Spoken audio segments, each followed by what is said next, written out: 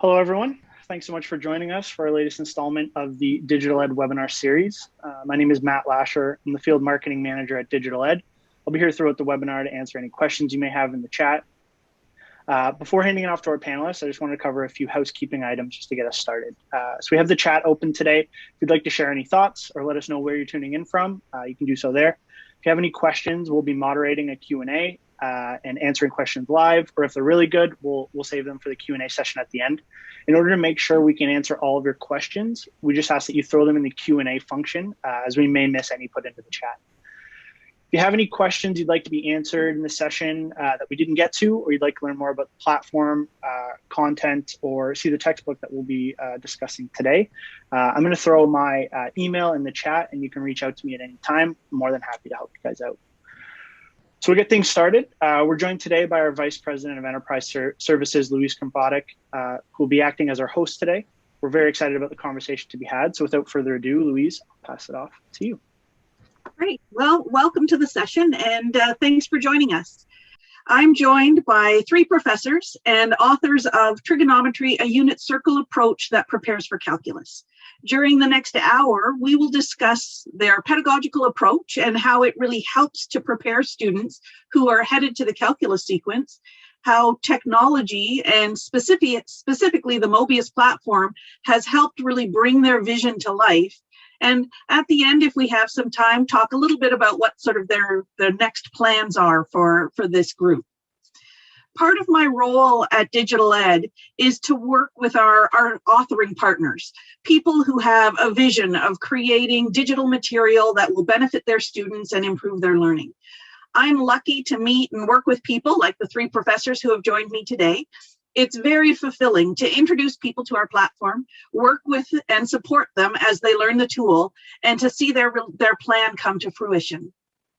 Before I jump in with some questions for the group, I'd like to introduce my guests. So we have Bill Armstrong. Bill Armstrong earned his bachelor's and master's degrees in mathematics from the Ohio State University. He has been a math professor at Lakeland Community College since 1994. And prior to that, he taught at Phoenix College in the Maricopa County Community College District. He has won several teaching awards, including Lakeland's Excellence in Teaching Award twice.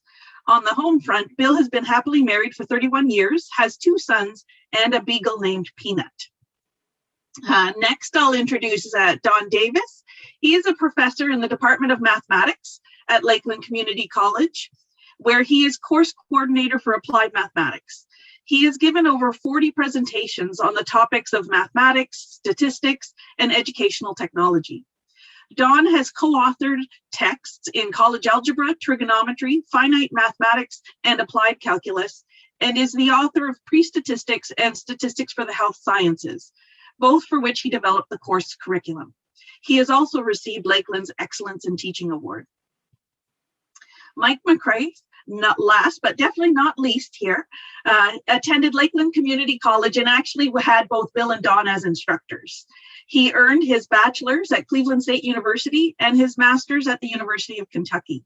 He then went on to work at Joliet Junior College for 4 years and has been at Cuyahoga Community College, finishing up his 16th year. In his downtime, Mike enjoys spending time with his dog, Marshmallow, learning Italian, and playing, in his words, way too many video and board games. So welcome to the three of you, and thanks very much for spending some time with me today. It's always a pleasure. Thank you, Louise. Thank you for having us. So I guess we'll just kind of dive right in. The three of you are authors for the trigonometry title, Trigonometry, a unit circle approach that prepares for calculus. Now that title was clearly chosen for a reason. Can you explain how the title came about? Sure, I'll jump in and start it off. Many years ago, more than I want to think about, when I was a senior in high school, I had a teacher who, my second semester, my senior year, I was taking trigonometry. The first day he said, if you know this thing called the unit circle and the Pythagorean theorem, you can create all of trigonometry. And I found that kind of kind of exciting. Even as a high school senior, the two simple structures could create all of trigonometry. I didn't appreciate how much of the trigonometry I knew until I was a student at Ohio State in the calculus sequence. And I quickly realized that my knowledge of trig and my ability to do the trig that's within calculus was much better than my peers in the calculus sequence. And so that kind of hit me, you know, maybe I know something more about this trigonometry because of the way it was taught to me. Well, then several years later, once I had a little more math maturity and, you know, and I started my professional career, you know, I of course wanted to teach trigonometry from a unit circle approach to prepare my students for calculus. Difficult to find a book out there that will do unit circle approach. Most tend to focus on a right triangle approach. And so no matter what book I was using, I forced it to be a unit circle approach. Because I just felt that prepared students for calculus. They weren't learning trig like as a single entity. You know, here's how you can do this problem in trig with the right triangle. The unit circle allowed a deeper understanding, a more functional approach, and a lot of work with identities, which we all know in calculus, knowing identities as a second nature are really important. So, you know, that's kind of like the genesis, you know, and I've noticed in calculus at Lakeland, when I teach calculus, there's definitely a difference between students who have seen trig from the unit circle approach versus the right triangle approach. And Mike, anything you want to add to that? Yeah, totally. Thanks. You really hit on the unit circle part, so I'll talk on the prepares for calculus part of the title. Every section of the book, the thing we definitely had in mind while writing it was to make sure we get material in there that really hits the fact that, hey, things you're going to see in calc, we'll start that topic right now here and get them going with it. Throughout the book, we'll have the students do average rate of change problems, which is something you don't normally see in a trig book. And it's you normally see that in a college algebra book, maybe intermediate algebra book, but it's never really brought up in trig. So that means a student goes a whole semester without refreshing that topic, which is so crucial for calc. And then we'll have other examples too, to where the students are doing calc topics without knowing they're doing calc topics. It's in the guise of a trigonometry, which is fantastic. So what the hope is, when they do see that same material in calc, they'll go, oh, I already did this before. And if anything, hopefully boost their confidence because they know they did it once, they can do it again. Yeah, and I think that's a great point, just in terms in teaching in general. You know, some teachers shy away from either introducing something that the students may not have seen before, like complex numbers when you're solving an equation, for example, and they'll shy away from that. But you know, sometimes it's good to introduce that and say, yeah, we haven't covered that yet. It's going to be covered down the road. Or here's a topic that we're going to introduce it one way, but you'll see it again. You know, it's going to come back. And so I think that's a great approach to, you know, to the showing the continuity of mathematics to students as they're progressing through their courses. In your text, you've used an objective approach that reinforces how you want students to learn. How have you created the structure of your title within Mobius to support that pedagogical approach? So that was quite nice to do within Mobius. It sort of fit exactly, in our opinion, the real strength of Mobius. Mobius is a very clean platform. Students only see what they need to see, which is great. The units were the chapters themselves, and when a student clicks on the unit, they see all the possible sections available, and then when they go within one of those sections, it's broken down by objectives. So that way, a couple things happen. One, students are presented material in bite-sized chunks, and most importantly, that we have it, and I think we'll talk about pedagogy soon, just that we want the student to be very secure with that objective that they're currently learning at that time before moving on.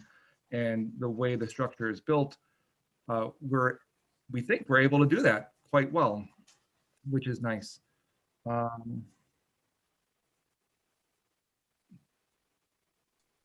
coffee didn't kick in yet. Bill, you can jump in. Yeah, why don't I use that as a springboard to kind of share what Mike was talking about. And, our pedagogy, with it being an objective of base, there are 3 components to each objective.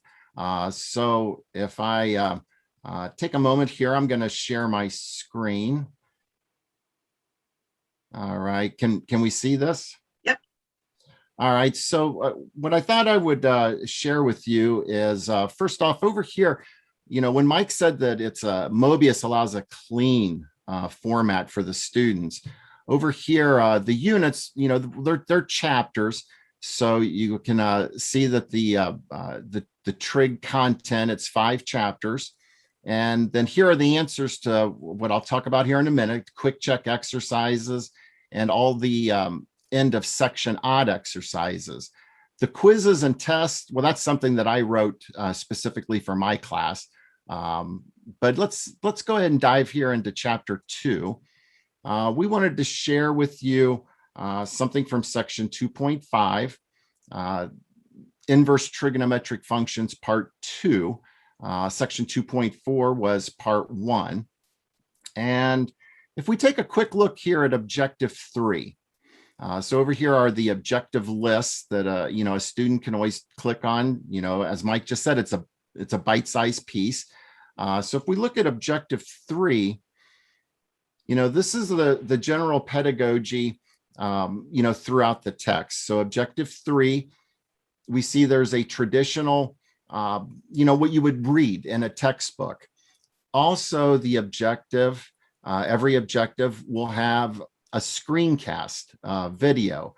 So I'm just going to take a little bit of time here to play this for you, so you can get a feel for what one of these screencasts would look like.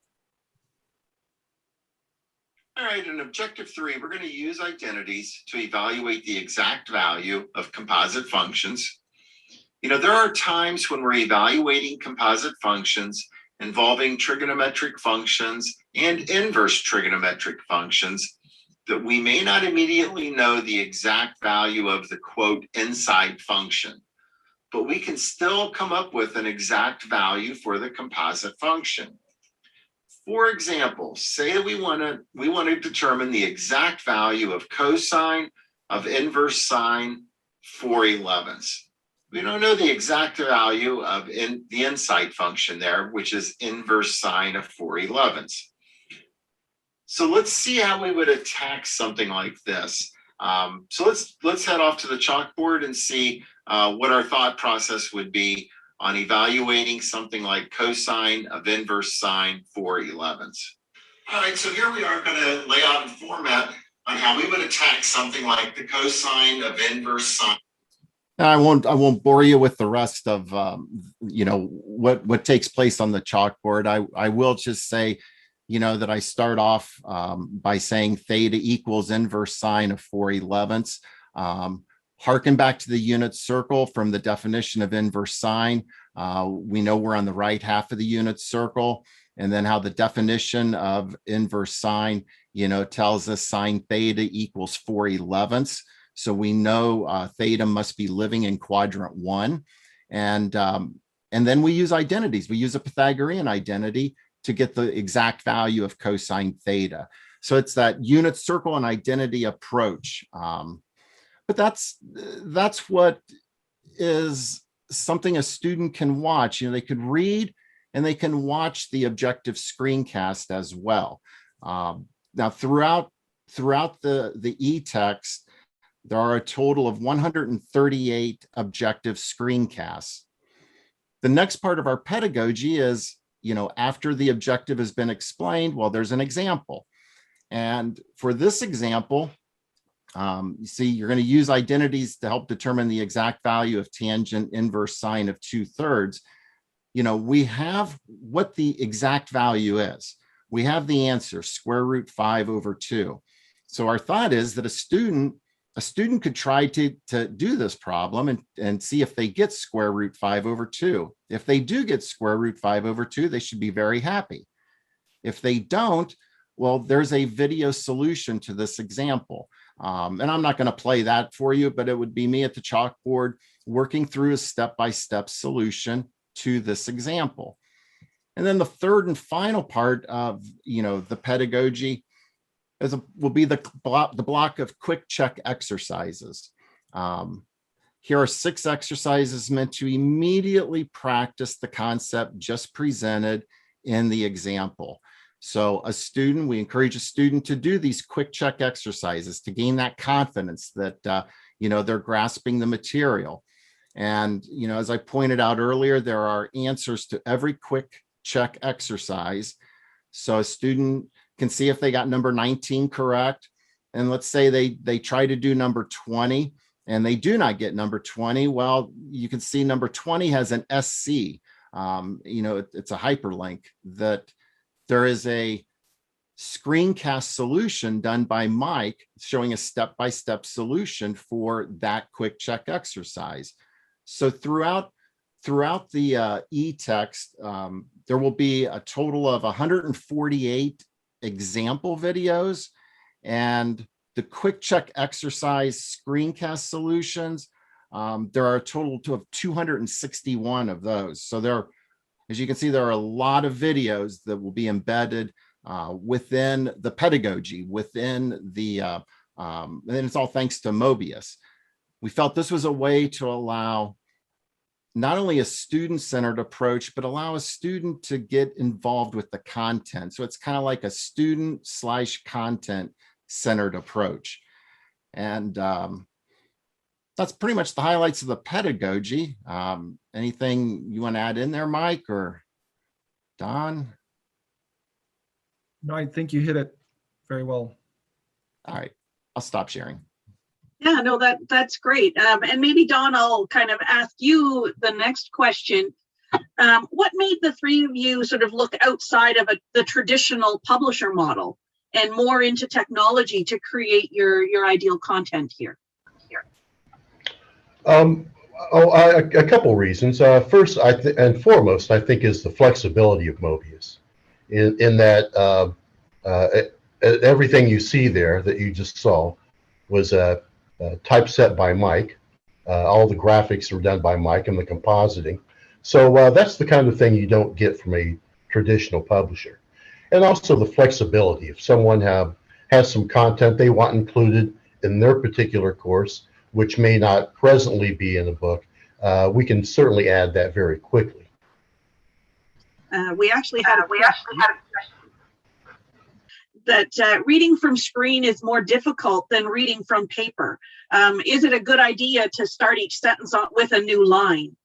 And I think I'll open it up for you guys if you have any thoughts on that. But one of the things that you just said, Don, really kind of struck home to me that, Mobius is a flexible platform. So if you find your students are, maybe there's too much text together, you can make modifications and you can space things out if you feel that that's going to work more for your students. But do you, any of you, have any thoughts on that as well? Yeah, as you said, anything to where someone has an improvement to be made. It literally takes me just to go in and go click, click. All right, it's fixed, and there's no issues whatsoever.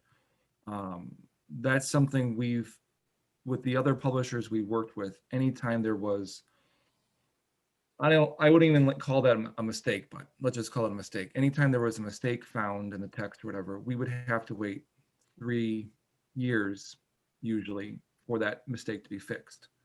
And then sometimes in the fix of a mistake, new mistakes are introduced. And that's not the case with Mobius. In fact, just recently, there was a video that I had created where I put a plus instead of a minus. And one of Bill's students found it. And I go, okay. And later that day, the video was replaced with the newer version, and it was spread out to all copies of the class. So it we didn't have to wait 3 years. We didn't have to contact the publisher. We didn't have to bother you. So it could not have been smoother. Great, and it looks like we have another question that would sort of fit into this context as well. Just asking, is the usual workflow to have a template to build sections by filling in the containers as you build the course? And now, Mike, I know that you worked a lot on the sort of putting these pieces into Mobius, and from the digital ed side, we often talk to people about, you create your atomic pieces of content, which allows you to then you build that up into your the lessons or the assignments and things that you want. And that allows you both to be able to quickly make modifications, to swap things out, to, reuse material. But maybe you can talk a little bit about how you approach building the course from your side.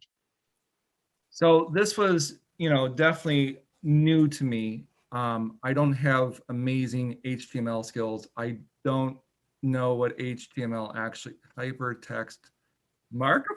That's the limit of my skills there. So basically what had happened was I sent to DigitalEd saying, hey, here are the main features. We need text, we need examples, we need quick checks, and I forgot what the other category was, or maybe like definitions. And your team created a working thing. And from that, I went into the code and said, okay, so this code represents a definition and this code represents an example. And then literally all I do is copy and paste from a text document the outline of the code and then put in what the new paragraph is going to be, or put in what the new example. So it's just, back forth between two screens, and it goes by. I was able to build it quite quickly, which is very, very nice. Yeah, and so you're talking there just for the readers or for listeners who may not know, since Mobius is built in HTML, you have the ability to have CSS, so cascading style sheets, to have things look the way that you want them to look, and you can build out that CSS and then apply it to different elements, so that across your entire course and across your entire title, things will look consistent. And that's one of the key things for students as they're learning, because they start to see those visual cues and pick up, oh, this is a definition, or oh, this is something that's important, I better make sure I read it. And so I think that's great that you've incorporated that into your text. Yeah, I never had to go, what color blue did I use? It was already in the background. I just had to say, here's the definition box. It already is built in what the color. So that was very nice. Now, Bill, maybe you want to touch on what are some of the key features that make your material stand out? What do you think sort of differentiates your material? Well, besides the pedagogy and the seamless incorporation of videos, I think another thing we could talk about would be the exercises, the end of section exercise sets that we have. So I'm going to go ahead and share my screen again. And the first exercise set that we thought we would share with you, because Mike had mentioned this earlier, section 2.2. Here we're modeling periodic behavior and applications. And so when we look at these end of section exercises, here are some skill exercises to get the student going. And let me scroll down here to the applications. So, here table 2.2.3, gives data for daily high temperature for Houston, Texas. And the student's going to come up with a sine function to model the data. And as I kind of scroll down, number 16, It's a continuation of exercise 13. So here, the student's going to graph, the model found in exercise 13 over 1 year, and then graph the line y equals d. D is the vertical shift. But then the part C, interpret what that value of D represents in the context of the application. Yeah, you have a number, but what does that number mean? There was another example because Mike had touched on the average rate of change concept. And so down here, exercise 33, it's a friend of the family. She was sick, so I decided I would model her temperature for a period of time. And when you look at the parts here, part B, evaluate and interpret f of 5. You can get a value for f of 5, but what does that mean? And then parts C and D, the average rate of change on the closed interval 0, 2. So this is reinforcing a concept that hopefully was presented and stressed a lot in their previous course, typically a college algebra course, where secant line slope on a closed interval gives an average rate of change. And Mike mentioned this at the beginning of this webinar, that seeing this average rate of change again here in a trigonometry class before you're heading off to calculus, that could be a nice reminder. So the next section that to highlight some of our exercises that we wanted to share was here in chapter 3, section 3.5, solving trigonometric equations, part 2. Section 3.3 is part 1, because we know in calculus students seem to never have enough practice solving trigonometric equations. But here, these end of section exercises shows with an initial block of exercises called vocabulary exercises. And then we have the skill exercises that, they're going to be a little more graduated in difficulty. Then the next block, we're getting a little bit more difficult. So they're graduated. But we wanted to really highlight another feature called concept and writing exercises. So how many times have we seen a student try to solve a trig equation by doing something like beginning with dividing both sides of the equation by sine x? So this is something, we've seen. So it's like, hey, part B, explain what is wrong with the method Curtis used in solving the trig equation here. So the concept and writing exercises are just, maybe going one step further. And we just felt it was, a nice feature. And at this time, I wanted to do just like a quick little detour, if you don't mind, Louise, that I wanted to, kind of point out that well over 50% of the exercises have been digitized. So we've utilized the ability of Mobius to do digital exercises. So, I'll just pick one at random here, 3.5.13. So this is number 13 that has been digitized. So we do have, digital exercises, thanks to the Mobius platform. We could seamlessly, incorporate that. The final one that I thought we would look at, I wanted to point out another feature in this. We thought we'd look at section 4.1. This is in the end of section exercises. And it's another venue for the concept and writing exercises, like exercises 47 and 48. We recognize that, from the calculus world as, laying the foundation for a technique of integration called trigonometric substitution. So we're hoping that when a student actually gets into calculus and they're presented with that material, it'll be somewhat familiar. Hey, I've seen this before. I've seen it in my trigonometry class. So sometimes these concept and writing exercises will have kind of like laying a foundation, the scaffolding that they'll see in calculus. Is there anything else there, Mike, or is that it? Bill, you've done amazing. Well, then I'll stop sharing. You can get a star later today, okay? Yeah, no, thanks, Bill. That was great. We did have a question, which was just in terms of with lessons, can you have those questions within the lessons that can be automatically graded? And right now, your approach is that you've provided the questions, and then you have a video for the ones that you want to sort of show a fully worked solution, and you let the students sort of work on it outside of the platform.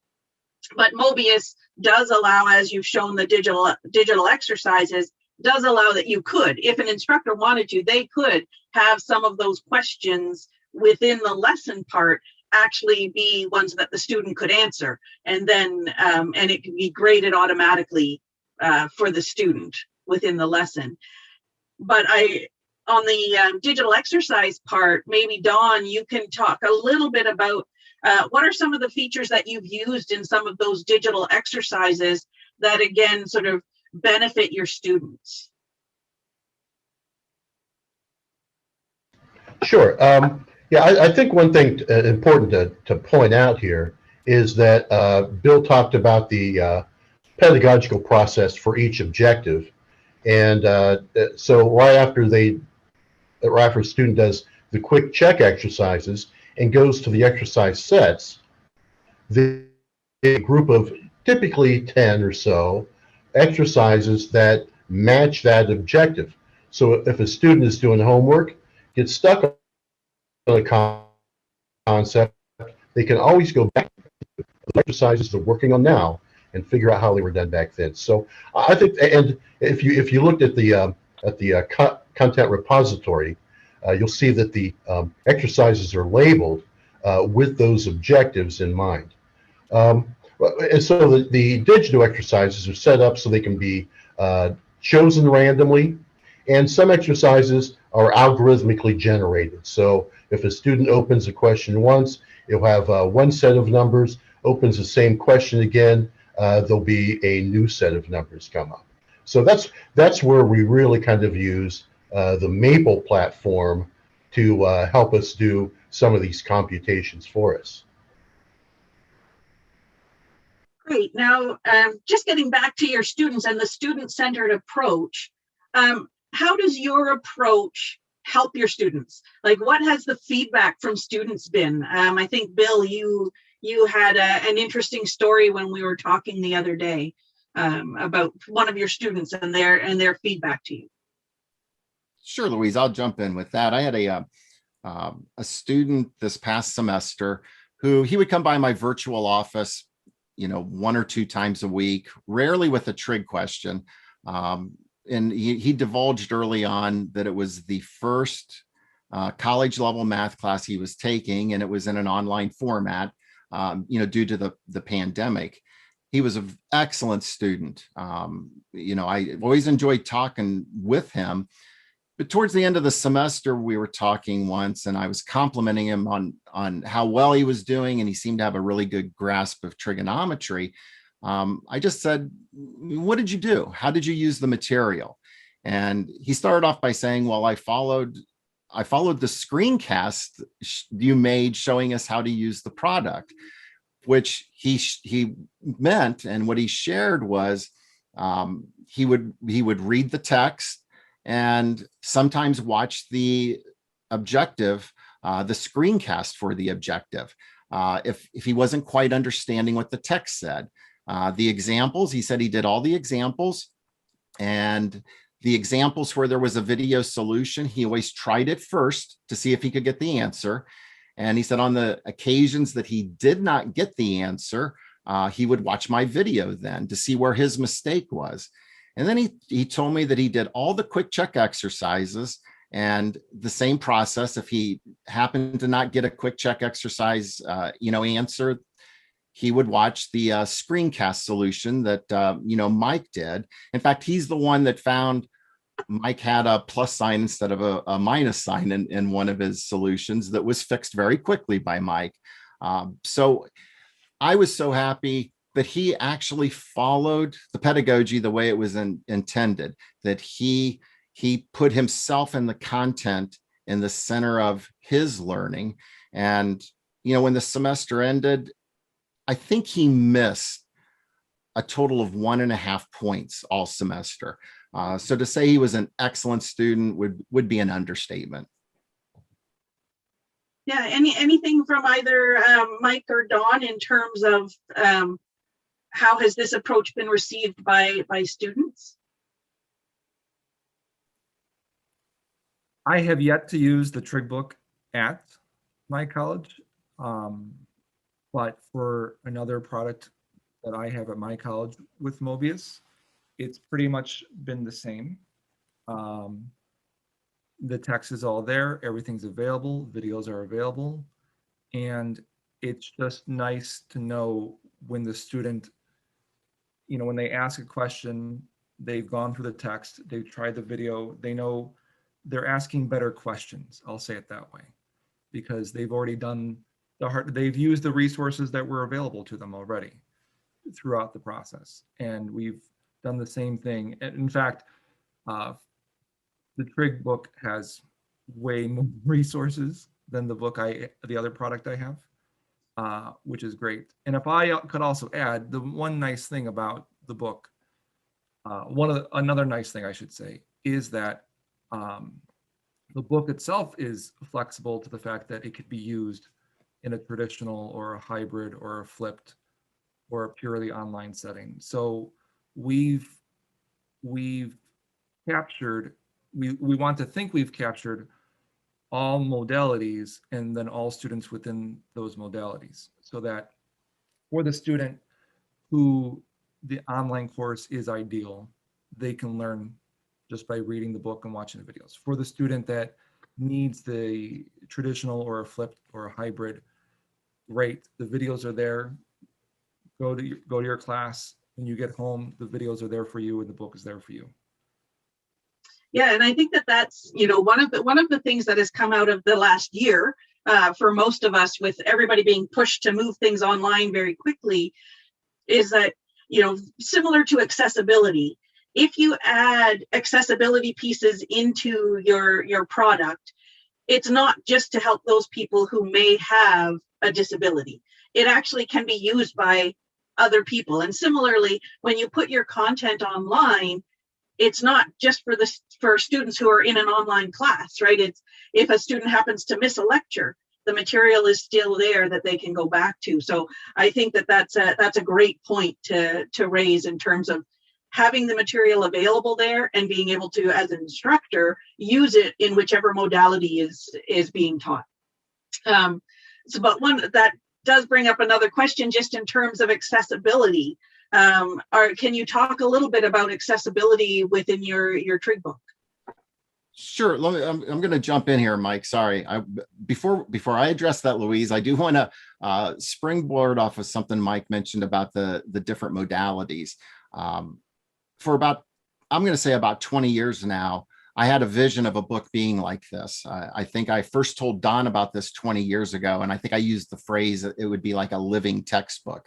And 20 years ago, the technology didn't exist for my vision to come to fruition. And thanks to Mobius and how we can seamlessly integrate the videos, I think, what the difference is the technology, it does exist now. So this isn't something that has been retrofitted. It's a product that's been around for 20 years, and now we've just retrofitted videos into the content. We knew the technology from the get-go. So that's what, makes it so seamless. And now speaking about accessibility, I'll do part of it and Mike will do part of it. All of our videos and screencasts have been checked by Mike and me for closed captioning to make sure it's as close to 100% as possible. That took some time. It was painstaking, but to be compliant with the ADA, the Americans with Disabilities Act, that was a task that we had to do for that part of accessibility. Now there's other accessibility issues dealing with, colors and with images. And that's where I think Mike should take over because he did a great job with that. And don't be modest, Mike. I did a great job with that. Yeah, so we took a considerable amount of time making sure the colors that we chose were appropriate. The contrast between them was high. We only used different colors within an image when appropriate, especially if we had to highlight, like if we were doing a transformation or whatever, and we wanted to show the old function and the new function at the same time, then different colors were used. And even though different colors were used, everything was labeled. So even if to someone that the contrast wasn't high enough, they could still see the label of the function or the graph to say, hey, I know exactly what that graph is. Also too, if you click on any of the illustrations, they will zoom up to fill the screen almost. And then below it is a text description of what the person is seeing. And behind the scenes in the HTML, there's the same text description. So just in case a person is using a certain screen reader, it will either read the text box below or it will read the, I think it's called alternative text provided in the HTML. So yeah, we really, accessibility was not something we were going to joke with. We wanted from the get-go. So yeah, we put all these features in just to make sure that everyone could use the book. Yeah, and I think, with Mobius this past year, one of our main focuses has been on accessibility and making sure that the platform itself. So there's obviously two pieces here. There's the platform, the technology you're using, and the content that you're putting into the platform. So I know that DigitalEd has really focused on a lot of the accessibility pieces. The math is written in MathML and rendered with MathJack so that can also be used by a screen reader. The menus can be navigated through. And then it's great to hear that on the content side, you've also kept those same considerations. So that's super important. So I'm going to jump. I see that we're at about 45 minutes or so. So let's talk a little bit about the future. So the next title that you're working on is college algebra. Is there anything different in your approach to this topic? Well, we've tried to maintain the same pedagogy. In other words, it's objective based. Each objective will have a screencast accompanying it. Examples will, you'll see videos, quick check exercises. So we're maintaining the same pedagogy. College algebra is just a little bit longer of a book, so there's going to be more videos.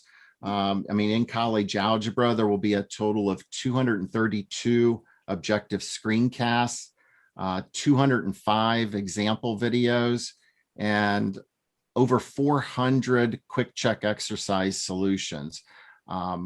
It's just a little bit longer. But probably what jumps out, a key feature, because it's called college algebra, a function approach that prepares for calculus. So, we really hit the function concept hard. So every family of functions that comes up after linear functions, whether it's a quadratic function, polynomial function, power function, rational exponent function, rational functions, exponential functions, logarithmic functions. Every time a new family of functions come up, there will be exercises and examples where we are computing a secant line slope to determine an average rate of change on a closed interval using the difference quotient. So that's very pervasive that, we really believe if you do enough practice of that in college algebra, then when you get to calculus, the transition to go from, secant line slope to tangent line slope, average rate of change to instantaneous rate of change, it is a very easy transition. Anything you want to add to that, Mr. Mike? No, that's it. Yeah, we maintain throughout the whole, hey, everything you're learning here you're getting ready for calc. In fact, there's portions of the book where at the end of the section, there's a little blurb called Why Did We Learn This? I think. Bill, is that correct? And it's, oh, you're muted, Bill. So he said correct. I'm going to go with that.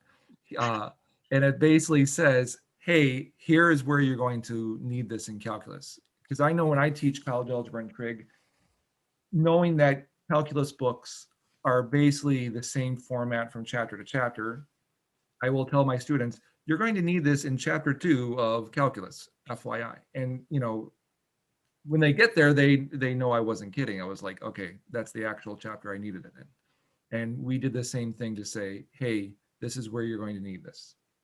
Yeah, and I think, you know, there's been so much research that shows, you know, in calculus, that functional understanding of functions, the understanding of variation, the understanding of rates of change, those are 3 super important concepts that a lot of students don't have a great understanding for. So that's great to hear that both of your college algebra book that will be coming and the trig book that is available now have that.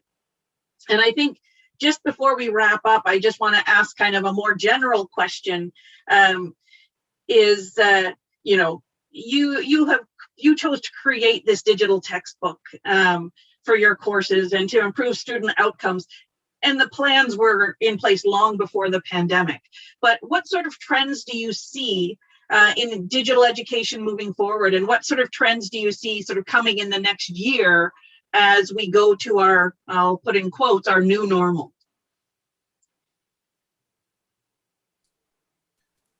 I'll take a stab at it first. I mean, but, you know, honestly, what, you know, I wish I could predict the future.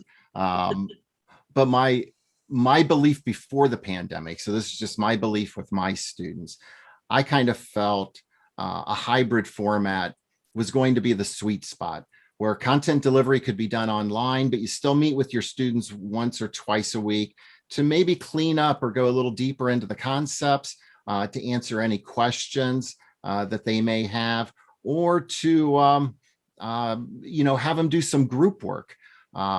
You know, so that's what I was thinking before the pandemic.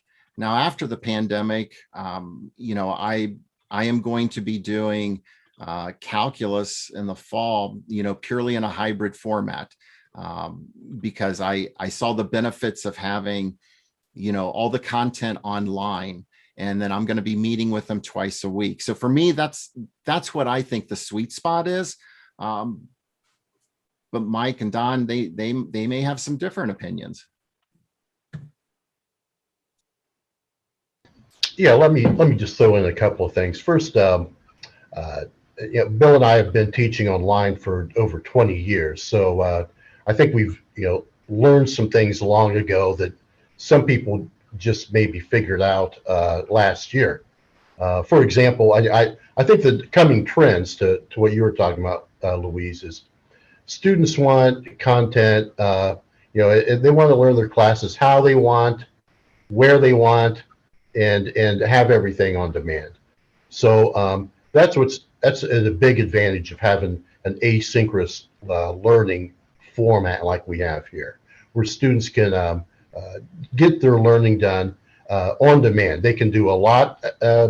They can do a lot in one sitting, or they can learn it in small bites because everything is broken down into objectives. So that's why we tried to create a very flexible product here to work in a lot of different learning styles. Anything to add, Mike? I'll just say from another aspect of outside of the classroom, like the technology being used, if that changes in the future to where there's this amazing new calculator feature that we didn't know was coming, because Mobius is so flexible and immediately flexible, that stuff we could add into the text as we see fit. If we see that's a coming trend, great. We used for calculator screenshots, we used the most recent calculator that we had, was easy to screenshot at this point. And if that changes in the future, great, we'll update the text. That's great. So I guess we're getting close to the top of the hour. I'd like to thank the three of you for sharing your time with us and some thoughts on your teaching. And there we'll jump into sort of Q&A. I had to laugh because there's somebody we were talking, Mike, earlier about you have some pictures on your wall behind you, and someone is asking they would love to know what is the title chapel on your wall. I don't know where it's from. It's near Cinque Terre in Italy. San Galgano, I think, is the cathedral nearby, wherever this was taken. I'll have to look up where I was, and I'll let you know. So yeah, there are a couple of other questions that have been asked. One of the questions is, do you use randomized questions in the course material? And I know we talked a little bit about that in terms of you can, inside of both lessons and assignments, you can use randomized questions. And what you have done in your book is you've put the exercises there and you have your screencasts rather than having an answer region for a student to type in an answer, but that people can do that. Any other comments that you'd like to make in terms of your approach or questions? Yeah, Louise. At first, I saw a question from Garnett here on did I do the programming for the questions, or was that done by DigitalEd? I did those. And fortunately, in the content repository, Mobius has a very nice area to develop algorithmically generated questions. And I always say, if you can graph a program on a graphing calculator, you can generate these questions algorithmically using Mobius. It's very much the same process. And as I said, there's a tool to set up, randomized values that you can do the calculations with. So it's very easy to use and very flexible. And also for assessment, questions can be generated from the pool randomly as well. So you can have randomized questions in assessment, and you can also have algorithmically generated questions. Yeah, and on the DigitalEd website, there's a whole series of questions that are available that can be downloaded and brought into your class in addition to whatever content you already have. And then you also have the ability to create additional ones on your own. So you have content that is available, can be used as is. You can use it as a starting point, and then you can also create your own. So Mobius provides that wide functionality. Mike, I think you were going to. Yeah, if I could just also say, too, we never felt when we were developing this product that we were on our own at all. The level of support, especially the technical support from DigitalEd, was fantastic. And I will tell anyone that they will answer all of your emails, even if you send 20 in 1 week, like someone may have done that. So that helps too. So in case you've never programmed before, quote unquote programmed, it's really not that bad. After 1 or 2 examples, you're like, all right, this is fine. I know what I'm doing. Great. Well, thank you for that, and thank you for the shout out to the team here at DigitalEd. One of the things that we pride ourselves on is obviously helping users get up to speed in the platform and making the most of the platform, because there is a lot of different functionality available, and so we want to help people with that. A question probably more for you, Bill, since a lot of the videos were, you were handling those, is can you give a ballpark estimate on the runtime of all the videos, just to get some impression of author time, or what percentage would be appropriate for students to watch? I know we talked earlier about the number of videos. I don't know if you know the sort of overall time that you've videoed yourself. Well, I got a little more gray here in my goatee. And that's a great question. So it's easy for me to, I honestly don't know what the actual average would be for all of them, but I can give kind of a rough range. For objective screencasts, I would say the shortest one would run about 1 minute in length. The longest one would probably be pushing 9 minutes in length, and that's depending upon what the objective is. For the example videos, those are probably coming in closer to about 2 minutes, maybe 3 minutes in length. But, a more involved example, the video could run up to 6 minutes. And I think Mike's quick check exercise solutions would be a little closer to the example videos, maybe a little less, because he could take some liberties with assuming they've done the example already. As far as, what to expect of students, I harken back to, my student that was very successful. He obviously spent a lot of time in the material and watched a lot of videos. I did get feedback from other students who, maybe they didn't watch all the objective screencasts, and they didn't, watch all the example videos. They watched some of them. And I had one share with me, he wished he could do it over. He would have watched a little bit more of the videos. I mean, he still ended up with a B in the class. And I told him, a B is fine. But, for the student, I would say, try the example. If there's a video solution present, try the example. If you get the correct answer, you don't need to watch the video. If you don't get the correct answer, maybe you want to watch the video before you move on to practice the quick check exercises. So I hope that kind of answered the question. Mike, do you have any feeling? Because I spoke for you on the quick check exercise. No, that was about it. I would guess that my average quick check was 2 minutes. There was one video out of the couple hundred there that was upper, was like, just the one was like maybe 15, but that was a problem that I can't remember. I know we talked about it, but even if you teach it in class, it's like, there's no way to break it up. But that was 1 out of 260 problems of videos. But yeah, the average is like 2 minutes. Yeah, and I think too, the different students are going to both approach the topic different ways and maybe have, a different understanding coming into the course. So sometimes it's hard to sort of say, oh, students need to watch 50% of them. It'll depend on the student, but on average, I think Bill, sort of your advice is good there in terms of try the exercise. If you don't get it, then watch it. But if you get it, then it's okay. Jump to the next one.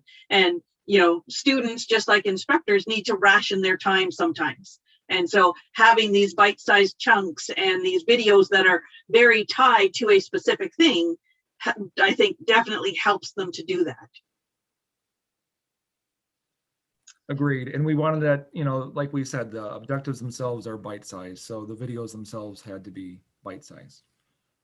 Yeah, so another question, which kind of goes along talking about sort of the hybrid model, the blended model, flipped classrooms, different modalities, is to what extent is your approach appropriate to self-taught learning?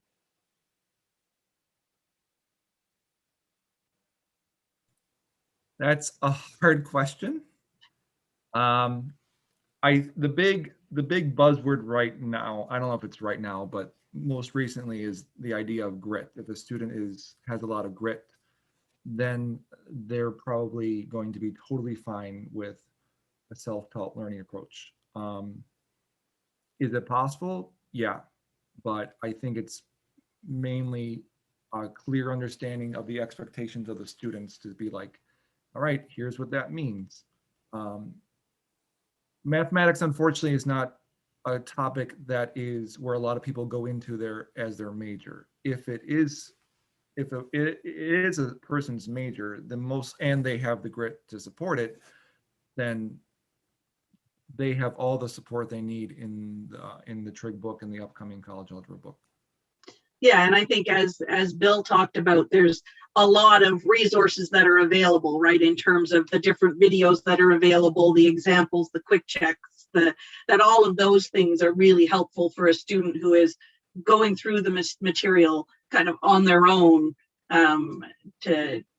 throughout the course.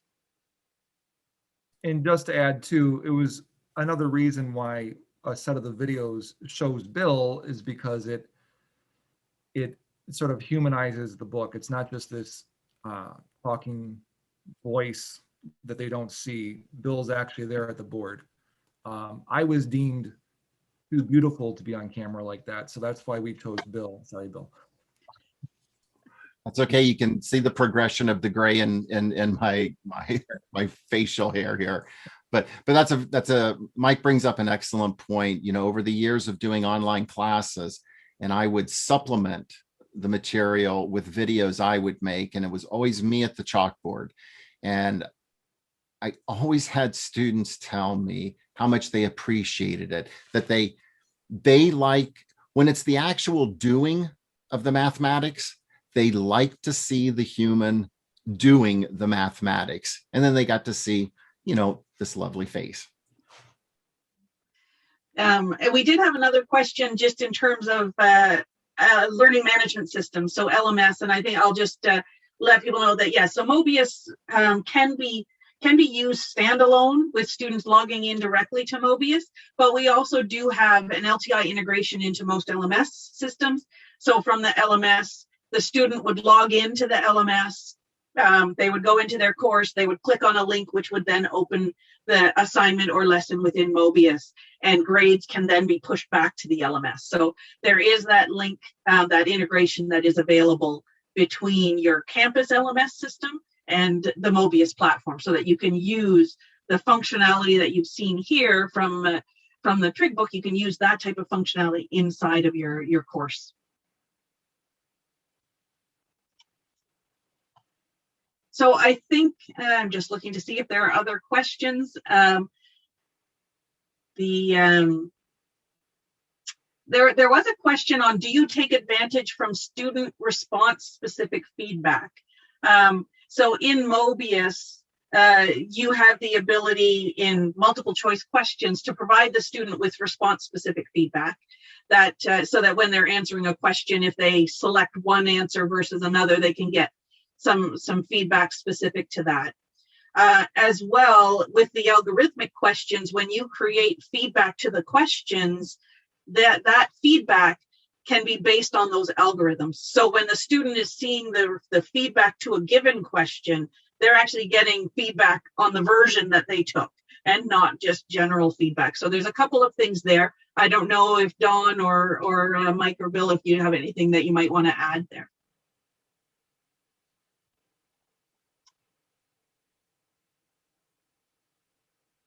No? Okay, doesn't look like it. All right, I think so there, I think we'll probably stop it there. If you have any additional questions, please feel free to send them in. Matt had put his email there, and I'm going to pass it back to Matthew. But first, I would like to say thank you again, Mike, Bill, and Dawn, for spending some time with us and talking a little bit about your textbook and your approach to student learning. Thank you, Louise, and you know, thanks for everyone and being present with us for the last hour. Yep, thank you very much. Appreciate it. Yep, big thanks to everybody, both our panelists and Louise for helping us run through that conversation, and thanks everybody for joining us from around the world. So we hope you enjoyed the conversation. Keep an eye out for the recording. We'll send that out early next week. If there are any questions we didn't get to or anything you'd like to ask us directly, again, my email's on the screen there. We'd love to hear from you. If you'd like to get access to Trigonometry, a unit circle approach that prepares for calculus, we'd love to set that up for you. Respond to the email with the recording, or again, feel free to message me directly there and we'll get you set up. And again, thank you everybody for joining us. Thank you to our panelists and Louise for hosting today. We hope to see you at the next one.